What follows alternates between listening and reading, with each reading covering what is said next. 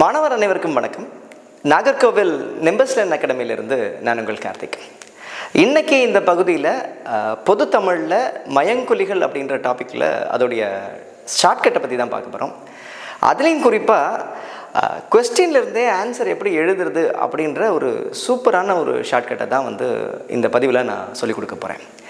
So ஷார்ட்கட்டை பார்க்குறதுக்கு முன்னாடி இந்த டாப்பிக்குடைய பேசிக்ஸை லைட்டாக ரிவைஸ் பண்ணிடுவோம். ஏன்னா இதுக்கு முன்னாடி இந்த டாப்பிக்கை படிக்காத மாணவர்களுக்கு இந்த ரிவிஷன் ரொம்ப யூஸ்ஃபுல்லாக இருக்கும். ஏற்கனவே இந்த டாப்பிக்கை நீங்கள் படிச்சிருந்தீங்க அப்படின்னா இந்த டாப்பிக்கை இப்படி ஸ்ப்ளிட் பண்ணி படிக்க முடியும் அப்படின்ற ஒரு ஐடியா உங்களுக்கு கிடைக்கும். சரிங்களா? ஸோ இந்த வீடியோவை மிஸ் பண்ணாமல் கடைசி வரையும் பாருங்கள். ஏன்னா இந்த வீடியோவை ஃபுல்லாக பார்த்து முடிச்சதுக்கப்புறம் நீங்கள் இந்த மயங்கொலிகள் டாப்பிக்கை மனப்பாடம் பண்ணணுன்ற அவசியமே இருக்காது. அது மட்டும் இல்லை, கொஸ்டின்லேருந்தே உங்களால் உறுதியாக உங்களால் ஆன்சரை கண்டுபிடிச்சி எழுத முடியும். சரிங்களா? ஸோ டாபிக்குள்ளே போவோம். ஸோ மயங்கொலிகள் அப்படின்ற டாபிக் பார்த்துக்கிட்டிங்க அப்படின்னா நம்மளுக்கு 6th புக்கில் செகண்ட் பார்ட் 2வது பருவத்தில் 2வது இயலில் இருக்குது. 6th புக்கு 2வது பருவம் 2வது இயல். ரைட்டுங்களா? ஸோ இந்த டாப்பிக்கை பொறுத்தவரையில் ஃபஸ்ட்டு நம்மளுக்கு என்ன தெரியணும் அப்படின்னா மயங்கொல்லிகள் அப்படின்னா என்ன, அந்த வார்த்தையுடைய அர்த்தம் என்ன அப்படின்றது முதல்ல தெரியணும். ஸோ மயங்கொல்லிகள் அப்படின்ற வார்த்தையை, மயங்கொலி அப்படின்ற வார்த்தையை முதல்ல 2ஆக பிரிக்கணும். பிரித்து பார்த்தோம் அப்படின்னா நம்மளுக்கு 2 வார்த்தையாக வரும். முதல்ல மயங்கு கூட்டல் ஒலி அப்படின்ற மாதிரி வரும். மயங்கு கூட்டல் ஒலி. அப்போ மயங்கு அப்படின்னா என்ன அப்படின்னா மயங்குதல் அப்படின்றது, இல்லைன்னா குழம்புதல், குழப்பமடைதல் அப்படின்ற மாதிரி. இது எப்படி புரிஞ்சுக்கணும் அப்படின்னா மயக்கத்தை ஏற்படுத்தக்கூடிய ஒலி, குழப்பத்தை ஏற்படுத்தக்கூடிய ஒலி அப்படின்ற மாதிரி நம்ம புரிஞ்சுக்கணும். அப்போ இதில் எந்த மாதிரியான குழப்பம் வருது அப்படின்றது குழப்பம் வருது. அப்போ எந்த மாதிரியான குழப்பம் அப்படின்னு தெரியணும் இல்லையா? அப்போ இந்த எழுத்துக்களை உச்சரிக்கும் போது கிட்டத்தட்ட ஒரே மாதிரியான ஒலிகள் வர்றதுனால நமக்கு ஒரு குழப்பம் வருது. அதனால தான் இதை என்ன பேர் வச்சுருக்கோம் அப்படின்னா மயங்கொலிகள் அப்படின்னு சொல்லிட்டு பேர் வச்சுருக்கோம். தமிழில் மொத்தம் இந்த மாதிரியான 8 எழுத்துக்கள் இருக்குது. ஸோ முதல்ல பார்த்துக்கிட்டிங்க அப்படின்னா டன்னகரம் அப்படின்ற அடுத்து பார்த்துக்கிட்டிங்க அப்படின்னா ரன்னகரம், அதுக்கப்புறம் பார்த்துக்கிட்டிங்க அப்படின்னா தன்னகரம். திருப்பி ஒரு தடவை சொல்கிறேன். முதல்ல டன்னகரம், அதுக்கப்புறம் ரன்னகரம், ரன்னகரம், அதுக்கப்புறம் பார்த்துக்கிட்டிங்க அப்படின்னா தன்னகரம். அடுத்து பார்த்துக்கிட்டிங்க அப்படின்னா நமக்கு என்ன இருக்குது அப்படின்னா பகர லகரம், பகர லகரம். 2வது பார்த்துக்கிட்டிங்க அப்படின்னா நகர லகரம். அடுத்து பார்த்துக்கிட்டிங்க அப்படின்னா மகர ழகரம், மகர ழகரம். ஸோ 3 முடிஞ்சிருச்சு. அடுத்து பார்த்துக்கிட்டிங்க அப்படின்னா ரகரம். அதில் முதல்ல இருக்கக்கூடிய எழுத்து என்ன அப்படின்னு பார்த்துக்கிட்டிங்க அப்படின்னா இடையின ரகரம். இந்த ரா இடையினத்தில் வருது. அதனால் இதை எப்படி குறிப்பிடுறோம் அப்படின்னு பார்த்துக்கிட்டிங்க அப்படின்னா இடையின ரகரம் அப்படின்னு சொல்லிட்டு குறிப்பிடுறோம். அடுத்து பார்த்துக்கிட்டிங்கன்னா இந்த ரா பார்த்துக்கிட்டிங்கன்னா வல்லினம். அதனால் இது வல்லின ரகரம் அப்படின்னு சொல்லிட்டு நம்ம குறிப்பிடுறோம். இப்போது இனிமேல் நம்ம என்ன பண்ணணும் அப்படின்னா நம்மளுடைய மாணவர்கள் என்ன பண்ணணும் அப்படின்னா இது சின்னனா பெரியனா அப்படின்னு மாதிரி இந்த எழுத்துக்களை குறிப்பிடாமல் அந்த தமிழுக்கு அந்த எழுத்துக்களுக்கு என்ன பெயர் இருக்கோ அதை வச்சு தான் நம்ம குறிப்பிடணும். சரிங்களா? நான் திருப்பி ஒரு தடவை சொல்கிறேன். 3 சுழி இருந்தது அப்படின்னா 3 சுழி இருந்தது அப்படின்னா அது டன்னகரம். 3 சுழி இருக்குது, அது டன்னகரம். ரைட்டுங்களா? 2வது பார்த்துக்கிட்டிங்க அப்படின்னா 2 சுழி இருக்கக்கூடிய நாவை நம்ம என்ன சொல்கிறோம் அப்படின்னா ரன்னகரம் அப்படின்னு சொல்கிறோம். அதுக்கப்புறம் தா மாதிரி இருக்கக்கூடிய நாவை நம்ம என்ன சொல்கிறோம் அப்படின்னா தன்னகரம் அப்படின்னு சொல்கிறோம். டன்னகரம், ரன்னகரம், தன்னகரம். ரைட்டுங்களா?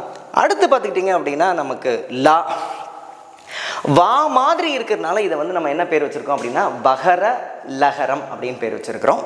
அடுத்து லா, இது நா மாதிரி இருக்கிறதுனால நகர லகரம் அப்படின்னு பேர் வச்சுருக்கிறோம். அடுத்து ழா, இது மா மாதிரி இருக்கிறதுனால இதை மகர ழகரம் அப்படின்னு சொல்லிட்டு பேர் வச்சுருக்கிறோம். அதுக்கப்புறம் பார்த்துக்கிட்டிங்க அப்படின்னா ரகரத்தில் பார்த்துக்கிட்டிங்க அப்படின்னா 2 எழுத்து. இது இடையின ரகரம், இடையின ரகரம்.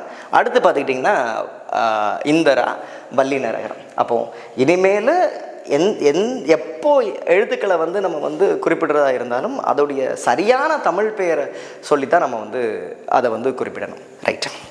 இப்போ இந்த மயங்கொல்லிகள் வார்த்தைகள் எப்படி உருவாகுது அப்படின்னு பார்த்துக்கிட்டிங்க அப்படின்னா அந்த வாய்ப்பகுதியில் அந்த 2 உறுப்புகள் வந்து இணைகிறதுனால நமக்கு வந்து இந்த மாதிரியான எழுத்துக்கள் வந்து பிறக்குது. அதுலேயும் குறிப்பாக பார்த்துக்கிட்டோம் அப்படின்னா ஒன்று வந்து அசையா பகுதி, மேலே இருக்கக்கூடிய அசையா பகுதி. ஸோ அசையா பகுதின்னு எடுத்துக்கிட்டோம் அப்படின்னா 2 இருக்குது. ஒன்று வந்து மேலே இருக்கக்கூடிய அன்னம், மேலே இருக்கக்கூடிய அன்னம், அடுத்து வந்து பல்லு.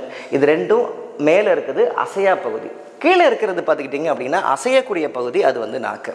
அப்போது இதை எப்படி புரிஞ்சுக்கணும் அப்படின்னா, இந்த எழுத்துக்கள் எப்படி பிறக்குது, இந்த ஒலி எப்படி பிறக்குது அப்படின்னு பார்த்துக்கிட்டிங்க அப்படின்னா, கீழே இருக்கக்கூடிய அசையக்கூடிய நாக்கு மேலே இருக்கக்கூடிய பல்லை தொடும்போதும் மேலே இருக்கக்கூடிய அன்னத்தை தொடும்போதும், அதுலேயும் குறிப்பாக மேலே இருக்கக்கூடிய அன்னத்தில் வேறு வேறு இடங்களில் தொடும்போதும் இந்த மாதிரியான வார்த்தைகள், அதோடைய ஒலிகள் வந்து உருவாகுது அப்படின்றத நம்ம வந்து புரிஞ்சுக்கணும். சரிங்களா?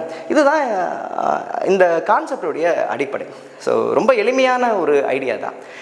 ஆனால் புக்கில் பார்த்துக்கிட்டிங்க அப்படின்னு பார்த்தீங்கன்னா இந்த மாதிரி வந்து ரொம்ப வித்தியாசமாக கொடுத்துருப்பாங்க. இதை நீங்கள் படித்து பார்த்தாலும் உங்களால் வந்து புரிஞ்சிக்க முடியாது. அப்போது ஃபஸ்ட்டு அடிப்படை, இந்த டாப்பிக்கை புரிஞ்சுக்கிறதுக்கான அடிப்படை என்ன அப்படின்னா, அசையக்கூடிய பகுதி எந்த அசையாத பகுதியை தொடுது அப்படின்னு முதல்ல வந்து பிரித்து அறிஞ்சிக்கணும். ரைட்டுங்களா? ஸோ இதில் பார்த்துக்கிட்டிங்க அப்படின்னா நம்ம 2ஆக பிரித்து வச்சுக்கிறோம். அசையக்கூடிய நாக்கு அசையாத மேல் பகுதியான அன்னத்தை தொடும்போது நமக்கு வந்து 5 எழுத்துக்கள் வந்து பிறக்குது.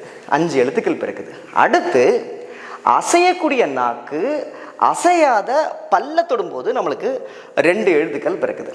இப்போ நாக்கு வந்து அன்னத்தை தொடும்போது முதல்ல முன்பகுதி நாக்கு, இப்போ நல்லா புரிஞ்சுக்கணும், நாக்கு முன்பகுதி அன்னத்தை தொடும்போது நமக்கு பார்த்துக்கிட்டிங்க அப்படின்னா நமக்கு ரன்னகரம் பிறக்குது. திருப்பி ஒரு தடவை சொல்கிறேன், நாக்கு முன்பகுதி அன்னத்தை தொடும்போது நமக்கு ரன்னகரம் பிறக்குது. ரன்னகரம் பிறக்குது. ரெண்டாவது பார்த்துக்கிட்டிங்க அப்படின்னா நாக்கு நடுப்பகுதி அன்னத்தை தொடும்போது, நடுப்பகுதி அன்னத்தை தொடும்போது நமக்கு என்ன பிறக்குது அப்படின்னு பார்த்துக்கிட்டிங்கன்னா டன்னகரம் பிறக்குது. ரைட்டா?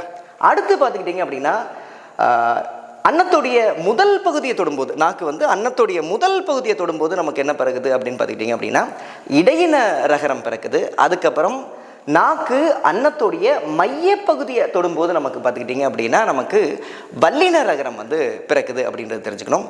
கடைசியாக இதில் பார்த்துக்கிட்டிங்க அப்படின்னா நாக்கு அன்னத்துடைய நடுப்பகுதியை தொடும்போது நமக்கு நகர லகரம் பிறக்குது. திருப்பி ஒரு தடவை ரொம்ப தெளிவாக சொல்கிறேன், கவனிச்சிக்கங்க. ஸோ நாக்கு அசையக்கூடிய நாக்கு அசையா பகுதியான அன்னம், அதில் முன்பகுதியை தொடும்போது நமக்கு ரன்னகரம் பிறக்குது. அதுக்கப்புறம் நடுப்பகுதியை தொடும்போது நமக்கு டன்னகரம் பிறக்குது.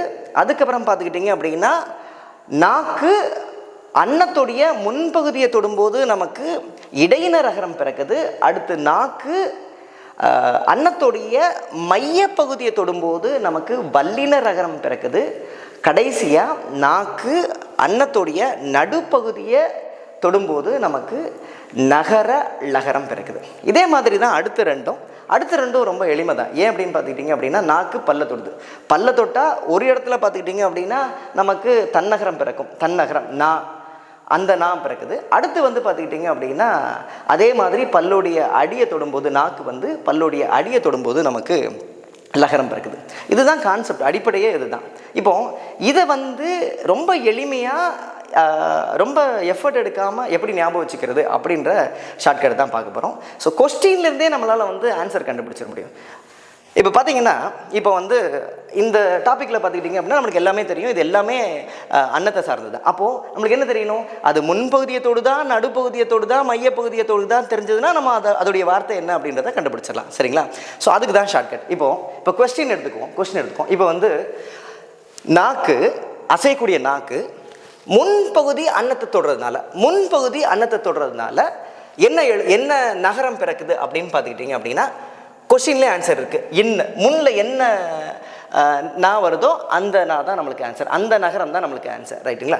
கொஸ்டின்லேயே ஆன்சர் இருக்குது. ரெண்டாவது பார்த்துக்கிட்டிங்க அப்படின்னா நாக்கு நடுப்பகுதி அன்னத்தை தொடுறதுனால என்ன நகரம் பிறக்குது அப்படின்னா நடுப்பகுதி அப்படின்னா நம்ம எப்படி ஞாபகம் வச்சுக்கணும் அப்படின்னா நடுவில் ஒரு சுழி அதிகமாக இருக்குது அப்படின்னு ஞாபகம் வச்சுக்கணும். நடுப்பகுதி அப்படின்னா என்ன நகரம் அப்படின்னு கேட்குறாங்கன்னா நடுவில் ஒரு சுழி அதிகமாக இருக்குது. அப்போ நம்ம வந்து டன்னகரம் அப்படின்றத ஞாபகம் வச்சுக்கணும். அடுத்ததாக பார்த்துக்கிட்டிங்க அப்படின்னா நாக்கு முதல் பகுதி அன்னத்தை தொடறதுனால என்ன ரகரம் பிறக்குது அப்படின்னு ஒரு கேள்வி கேட்குறாங்க. ரகரத்தை பற்றி கேட்குறாங்க அப்படின்னா நம்ம எப்படின்னா தல அஜித் ஒரு டைலாக், ஒரு படத்தில் ஒரு டைலாக் சொல்லுவார் அப்படின்னா, என்ன தொடரா முதல்ல அப்படின்னு சொல்லுவார் அப்படின்னா, அதில் வந்து தொடரா முதல்ல அப்படின்றதுல வரக்கூடிய ரா, தொடரா முதல்ல அப்படின்ற வரக்கூடிய ரா. ஸோ அந்த ரா எப்போ பிறக்கும் அப்படின்னா மேலன்னத்தை முதல்ல தொடங்கும்போது. அப்போ ஷார்ட்கட் என்ன? தொர்ரா அப்படின்னா அந்த ரா ஷார்ட்கட்டு. அதுக்கப்புறம் முதல்ல அப்படின்னா முதல்ல முன்ன தொடுது அப்படின்றத நம்ம வந்து ஞாபகம் வச்சுக்கணும் அப்படின்றது தான். அடுத்ததாக பார்த்துக்கிட்டிங்க அப்படின்னா நாக்கு மையப்பகுதியை அன்னத்துடைய மையப்பகுதியை தொடும்போது என்ன ரகரம் பிறக்குது அப்படின்னா இங்கேயும் கொஷின்லேயே ஆன்சர் இருக்குது. மையம், மை. இங்கிலீஷில் பார்த்தீங்க மை எப்படி எழுதுவோம்? MY அப்படின்னு எழுதுவோம், MY அப்படின்னு எழுதுவோம். இது ரெண்டுத்தையும் சேர்த்து பார்த்தா நம்மளுக்கு எப்படி இருக்கும் அப்படின்னு பார்த்துக்கிட்டிங்க அப்படின்னா வல்லின ரகரம் மாதிரியே இருக்கும். இங்கே பாருங்கள், MY சேர்த்து பார்த்தீங்க அப்படின்னா வல்லின ரகரமில் எப்படி இருக்கோ அதே மாதிரி தான் இருக்கும். கடைசியாக பார்த்துக்கிட்டிங்க அப்படின்னா நாக்கு நடுப்பகுதி அன்னத்தை தொடும்போது என்ன லகரம் பிறக்குது அப்படின்னு கேட்குறாங்க. இப்போ இதில் ஷார்ட்கட் என்ன அப்படின்னா பள்ளி அப்படின்னு ஞாபகம் வச்சுக்கணும். அதுலேயும் இன்னும் குறிப்பாக சொல்ல போனால் இந்த ஷார்ட்கட் அப்படின்னா நடுநிலை பள்ளி அப்படின்ற மாதிரி ஞாபகம் வச்சுக்கணும். இது ஏன் அப்படின்னா பள்ளி, ஸ்கூலுக்கு வரக்கூடிய பள்ளி இருக்கு இல்லையா, அந்த பள்ளியில் என்ன லா வருதோ அந்த லா தான் பிறக்குது. இது எதுக்காக நடுநிலை பள்ளி அப்படின்னு சொல்கிறோன்னா, ஸோ வீட்டில் வந்து நம்மளெல்லாம் பார்த்துக்கிட்டிங்க அப்படின்னா ஸ்கூலுக்கு அண்ணெல்லாம் பார்த்துக்கிட்டிங்க அப்படின்னா நம்ம நடுநிலை பள்ளி வரையும் நம்மளை வந்து கூட்டிக் கொண்டு விடுவாங்க. அதுக்கப்புறம் உயர்நிலை பள்ளி, மேல்நிலை பள்ளியில் நம்மளே தான் போவோம். ஸோ இந்த மாதிரி ஞாபகம் வச்சு அப்போ இந்த லகரம் அப்படின்னு வந்தாலே, இந்த லகரம் பள்ளிக்கு வரக்கூடிய லகரம் அப்படின்னாலே நம்ம எதை ஞாபகம் வச்சுக்கணும் அப்படின்னா நடுநிலை பள்ளி அப்படின்றத ஷார்ட்கட்டாக ஞாபகம் வச்சுக்கணும். திருப்பி ஒரு தடவை சொல்கிறேன், இந்த ரன்னகரத்தை ஞாபகம் வச்சுக்கிறது முன்னில் என்ன இன்னு வருமோ அதுதான் ஷார்ட்கட்டு. ரெண்டாவது பார்த்துக்கிட்டிங்க அப்படின்னா நம்மளுக்கு டன்னகரத்துக்கு என்ன ஷார்ட்கட் அப்படின்னா 3 சுழி வருது, நடுவில் ஒரு கூடுதலாக ஒரு சுழியம் வருது, நடுவில் ஒரு சுழி எக்ஸ்ட்ரா வருது, நடுவில் அப்படின்ற மாதிரி ஞாபகம் வச்சுக்கணும். மூணாவதாக பார்த்துக்கிட்டிங்க அப்படின்னா ரகரம் வந்து தொர்ரா முதல்ல, அதில் என்ன ரா வருதோ அதை தான் வந்து நம்ம வந்து ஷார்ட்கட்டாக வருது, தொர்ரா முதல்ல. அப்போ இந்த ரா வரணும்னா முதல்ல தொடணும், தொர்ரா முதல்ல அப்படின்ற மாதிரி ஞாபகம் வச்சுக்கணும். அதுக்கப்புறம் வல்லினரா வரணும், இந்த மாதிரி வல்லினரா வரணும் அப்படின்னா மை அப்படின்னு ஞாபகம் வச்சுக்கணும், மையப்பகுதி. ஏன் அப்படின்னா இந்த வல்லினரா இங்கிலீஷில் எழுதக்கூடிய மை மாதிரியே இருக்கிறதுனால அது மையப்பகுதி அப்படின்ற மாதிரி ஞாபகம் வச்சுக்கிறோம். அதுக்கப்புறம் இந்த லகரம் கடைசியாக பள்ளிக்கு வரக்கூடிய, ஸ்கூலுக்கு பள்ளிக்கு வரக்கூடிய லகரம் அப்படின்னு எடுத்துக்கிட்டிங்கன்னா அதுக்கு வந்து நம்ம ஷார்ட்கட் என்ன, நடுநிலை பள்ளி. ஸ்கூலுக்கு நம்மளை அண்ணன் அப்பா எல்லாம் என்ன பண்ணுவாங்கன்னா நடுநிலை பள்ளி வரையும் தான் கொண்டு விடுவாங்க அப்படின்ற மாதிரி ஞாபகம் வச்சுக்கணும்.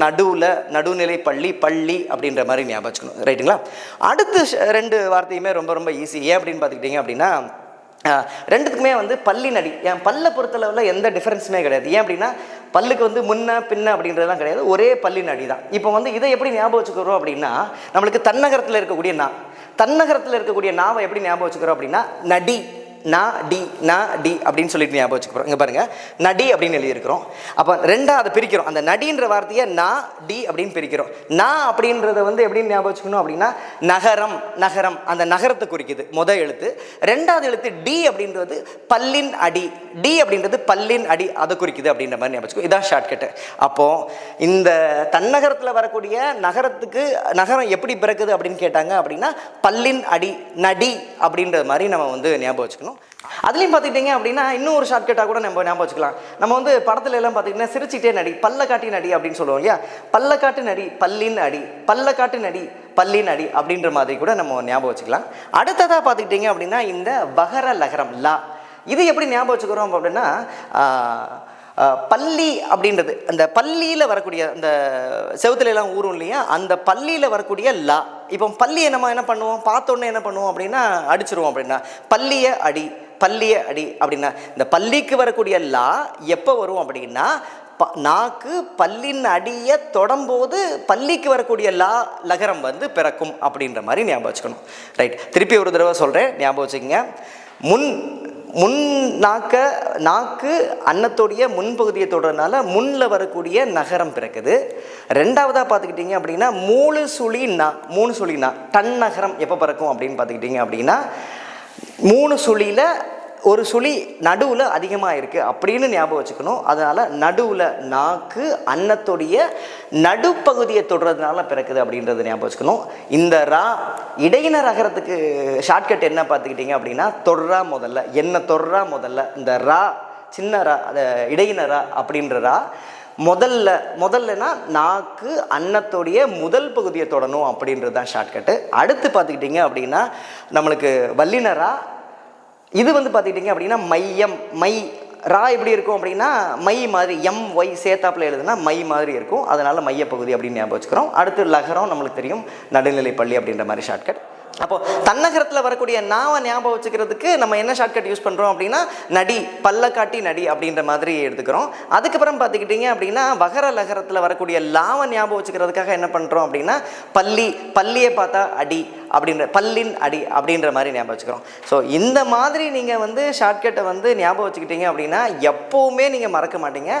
அது மட்டும் இல்லை, கொஸ்டின்லேருந்து பார்த்த உடனே உங்களால் வந்து ஆன்சரை ஈஸியாக கண்டுபிடிக்க முடியும். ஸோ இதே மாதிரி தமிழில் இருக்கக்கூடிய எல்லா கஷ்டமான டாப்பிக்கையும் ஷார்ட்கட் கொடுத்து கொஸ்டின்லேருந்தே உங்களுக்கு ஆன்சர் எப்படி எடுக்கிறதையும் அப்படின்றதையும் சொல்லிக் கொடுக்க போகிறோம். மிஸ் பண்ணாமல் நம்மளுடைய வீடியோ எல்லாத்தையுமே பாருங்கள். அது மட்டும் இல்லை, கண்டிப்பாக நோட்ஸ் எடுத்து வச்சுங்க. எக்ஸாமுக்கு முன்னாடி ஒரு தடவை பார்த்தாலே, ஒரு 5 to 10 minutes நீங்கள் பார்த்தாலே உங்களால் வந்து எக்ஸாமில் இந்த கேள்விகளை ஈஸியாக வந்து ஆன்சர் பண்ண முடியும்.